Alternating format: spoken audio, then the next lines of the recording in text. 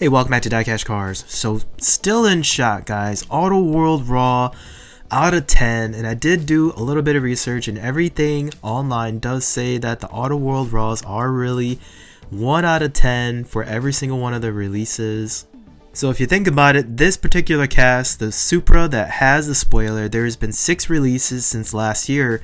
Every single release has had a raw version, so there are only 60 raw Toyota Supras out there in the world, which is just mind-blowing, guys. And it couldn't have come in a better color than green, because as you guys know on this channel, guys, we do like the color green. So this is a perfect addition to the collection, and I've actually made the decision already, guys. And again, I hold the right to change it in the future, but as for now, I think this is going to stay put in this collection because it's just such an awesome piece. I kind of feel like it's a once-in-a-lifetime deal to pull a raw, so this one will definitely be staying with me for the time being. But as far as rarity goes, guys, I am a little suspicious on if that out of 10 quantity for the raw is true, because if you look at the quantities of these Auto World Supras in just this last year, I mean, the quantities have definitely jumped up in Auto World, right? I mean, I'm used to numbers in the 5 to 6,000 at the most. I mean, come last year, these Supras, we saw them jump significantly in quantity up to 13,904 for the first 2 original releases, followed by the next 2 releases that actually dipped down in volume, so 13,626 for the Renaissance Red and the Baltic Blue, and then the latest release here in 2022, the Sapphire Blue, and then the Deep Jewel Green. Those did not have a number associated on the packaging. It just says limited edition, so I'm wondering if the mainline cars are essentially unlimited in production, meaning they can print as much as they want because they're not tied to a specific quantity anymore. Does that also mean that the raw chases and also the ultra reds can also grow in quantity? So I don't know if there's ever going to be a point of clarity when it comes to Auto World and if they're ever going to address that, but it just makes me think about it, right? So let me know in the comments if you guys know or have also had these same suspicions. But either way, let's get one of these open so we can take some better detailed looks at this Toyota Supra and just do a quick comparison to its counterpart from Hot Wheels, the Toyota Supra, which I have a couple here behind the screen that I will share in comparison.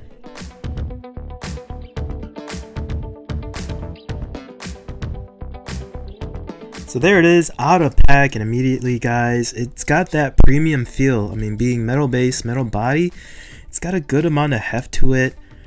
Man, I am just stunned. I mean, even inside the package, you could tell how accurate all the details are on this car. Everything from the grooves in the hood to all the correct front vents, acrylic headlights. You got the side vents that are so iconic to the MK4 Supra.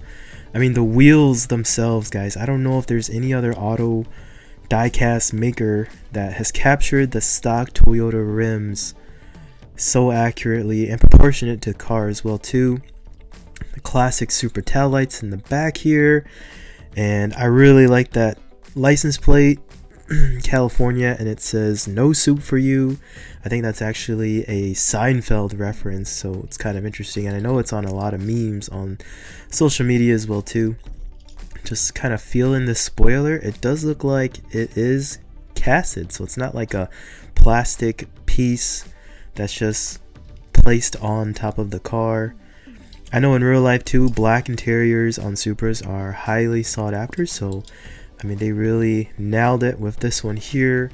The other really cool feature about the Auto Worlds is that they do have opening hoods as well too. So on this Supra, you can see when you open it, it exposes the 2JZ inside. You can see it is painted a metallic silver, does have black accents along with the rest of the green body color, but pretty awesome. Again, they were not kidding when they said this thing was true 1/64 scale. I mean, proportions are off the charts with this one, guys. So looking at the secondary market, these Auto World Toyota Supras, the mainline versions at least, are all still holding their values at essentially retail price. So selling anywhere from $5 to $7 a piece still, even the earlier releases from 2021.